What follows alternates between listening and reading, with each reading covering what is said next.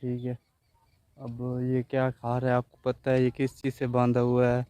ये है, सॉरी, पीलू का दरख्त है, उससे बांधा हुआ है मालिक ने।